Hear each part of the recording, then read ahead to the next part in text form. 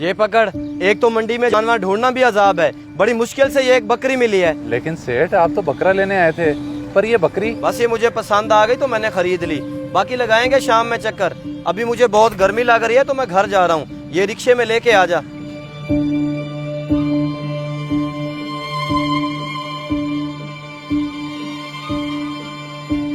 बल्कि पैसे मेरी जेब में तो किराए के पैसे ही नहीं है। सेठ जी, सेठ तो चले गए, अब मैं घर इतनी दूर कैसे जाऊंगा? सारी मेरी गलती है।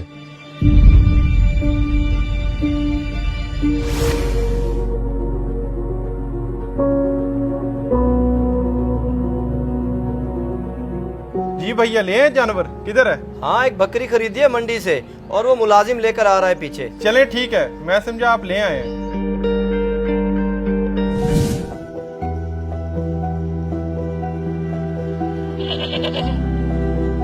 असलम, अंदर आना जरा। किधर लगा के आ रहा है इतनी देर? सेठ जी, असल में मेरे पास किराए के लिए पैसे नहीं थे, तो बकरा इतनी दूर से पैदल लेके आ रहा हूँ, तभी देर होगी। तो तू मुझसे किराया ले लेता। एक तो तुझे भूलने की आदत है। मेरे जहन में तरह तरह के ख्याल आ रहे थे कि पता नहीं कहाँ रह गया। माजरत सेठ साहब, आइंदा ऐसी गलती कभी नहीं होगी। चल ठीक है, जल्दी से सारे काम निपटा ले। कल ईद है तो तुझे आने की जरूरत नहीं है। ईद अपने बीवी बच्चों के साथ गुजारी। जी ठीक है सेठ जी, मैं कर लेता हूँ सारे काम।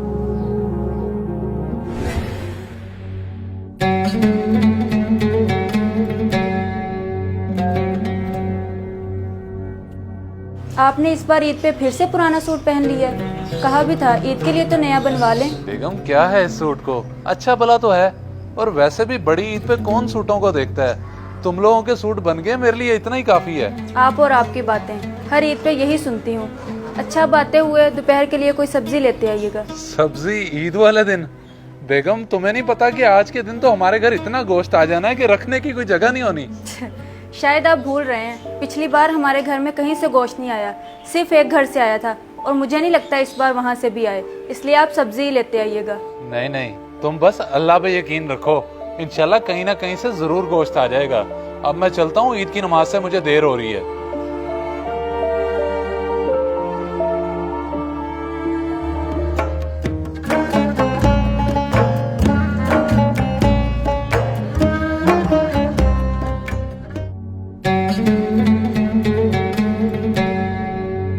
बेगम, मैं पढ़ आया हूँ ईद की नमाज। तुम बताओ, कहीं से आया गोश्त? प्याज तो मैंने काट लिए हैं, लेकिन अभी तक कहीं से नहीं आया, और मुझे नहीं लगता कोई दे के भी जाएगा। अच्छा, तुम फिक्र ना करो, मैं मालिक के घर चक्कर लगाता हूँ और कोई काम भी दिखाता हूँ, और आते हुए गोश्त लेता हूँगा। ठीक है, आप लगाएं चक्कर, लेकिन जल्दी वापस आइएगा, ये ना हो सारा दिन उधर ही गुजार दें। हाँ हाँ, मैं जल्दी वापस आ जाऊंगा, बस तुम प्याज वगैरह काट के रखो।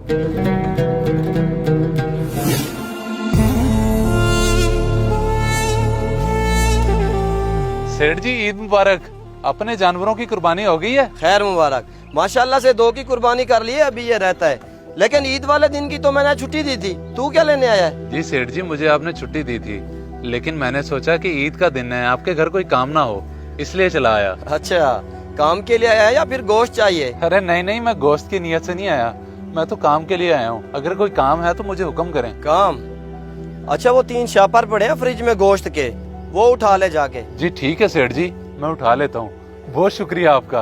किस बात का शुक्रिया? इतना गोश्त तेरे लिए नहीं है, वो उठा के सेठ हसन, अली और शहबाज के घर दे आ। अच्छा जी ठीक है सेठ, मैं दे आता हूँ। और रुक, उन्हें ये जरूर बता दी कि ये गोश्त सेठ असगर के घर से आया है, और मेरी तरफ से ईद मुबारक भी दे दी। जी मैं बोल दूंगा उन्हें।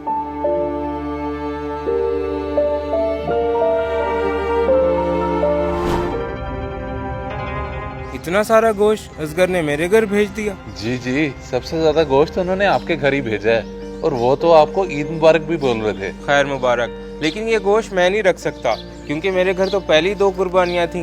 पर उन्होंने तो बड़ी चाहत से आपके घर भेजा है, और आप लेने से इनकार कर रहे हैं। चाहत उनकी अपनी जगह, लेकिन इसका असल हकदार मैं नहीं हूँ। उनसे कहें कि ये गोश्त गरीब गुरबा में तकसीम कर दें, क्योंकि मैंने भी अपना सारा गोश्त गरीबों में ही बांट दिया। अच्छा चले, मैं उन्हें जाके बता देता हूँ।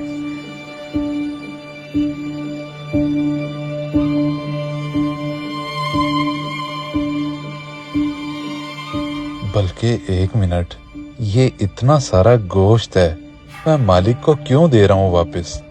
क्यों ना अपने घर ले जाऊं। ईद का दिन है, मेरे बच्चे खा लेंगे।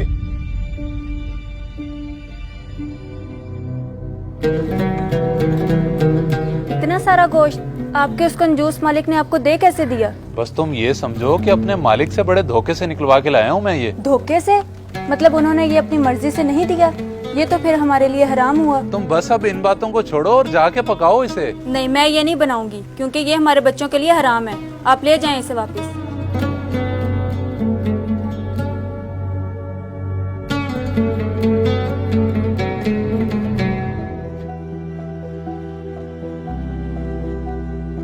सेठ जी, अली और शहबाज साहब ने तो गोश्त रख लिया है, लेकिन हसन साहब ने गोश्त लेने से इनकार कर दिया है। इनकार कर दिया है? लेकिन क्यों? क्या कह रहे थे वो कह रहे थे कि हमारे घर तो पहले ही 2 कुर्बानियां हैं, आप ये गोश्त किसी गरीब को दे दें। गरीब को दे दें? चल तो ऐसा कर, ये गोश्त जाके बीबी जी को दे दे, वो फ्रिज में रख लेंगी, बाद में काम आ जाएगा हमारे। जी ठीक है सेठ, मैं दे देता हूँ।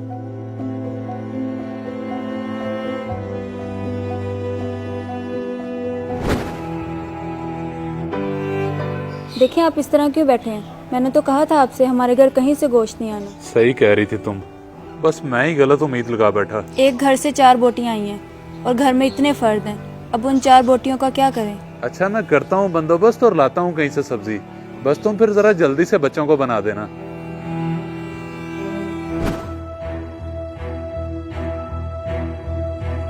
भैया सारे घर से स्मेल आ रही है, फ्रिज में जितना गोश्त रखा हुआ था सारा खराब हो गया। सारा गोश्त खराब हो गया?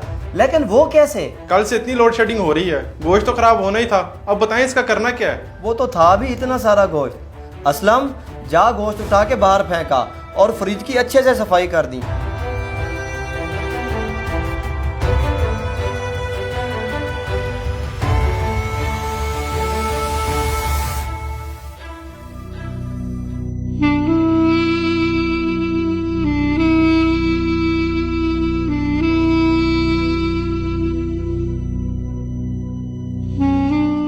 इतना सारा गोश्त जरूरतमंदों तक नहीं पहुंचा, बल्कि फ्रिज में पड़ा खराब हो गया, और मेरे बच्चों को ईद के दिन गोश्त नसीब नहीं हुआ। मेरे मालिक उनको नवाज जो गरीबों का एहसास करते हैं।